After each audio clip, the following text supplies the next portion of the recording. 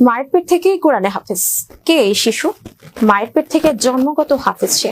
মুখের বুলি ফুটতেই তিনি অনায়াসে বলে যাচ্ছেন কোরআনের বিভিন্ন আয়াত। শুধু তাই নয়, কোরআনের একটি অংশ বলে দিলে তিনি অন্য অংশ থেকে শেষ পর্যন্ত বলতে পারেন। কে এই বিস্ময়কর বালক? কোন দেশেই বা তার জন্ম? বিস্তারিত থাকছে ডেস্ক রিপোর্টে। মায়ের পেট থেকে জন্ম হাফেজ সে।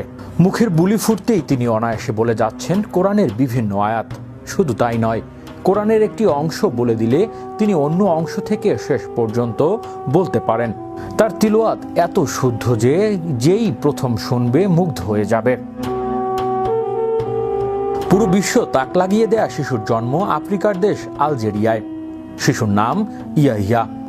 ইতিমধ্যে সামাজিক যোগাযোগ মাধ্যমে তার একটি সাক্ষাৎকার ভাইরাল হয়েছে, যা নিয়ে মুখিয়ে আছে পুরো নেট দুনিয়া। নিষ্পাপ শিশুর অসাধারণ কোরআন তিলাওয়াত শুনে মুগ্ধ পুরো বিশ্ব। তার প্রশংসায় পঞ্চমুখ নেটিজেনরাও। বিস্ময়কর শিশুকে বলা হচ্ছে বিশ্বের সবচেয়ে ছোট কোরআনে হাফেজ।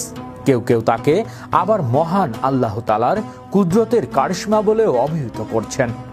জন্মের 2 বছরের মাথায় তার কোমল কণ্ঠে কোরআন তেলাওয়াত এক অবিশ্বাস্য বিষয়।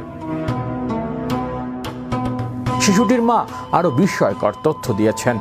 শিশুটির গর্ভে থাকাকালীন তিনি স্বপ্নে দেখেছিলেন। স্বপ্নে তাকে একটি মুক্তা দেয়া হয় এবং তিনি মুক্তাটি গ্রহণ করেছিলেন। ওই সময় শিশুর নাম যাতে ইয়াহিয়া রাখা হয়, স্বপ্নে সেই নির্দেশনাও পেয়েছিলেন শিশুটির মা। সেই নির্দেশনার মোতাবেক জন্মের পর শিশুটির নাম রাখা হয় ইয়াহিয়া।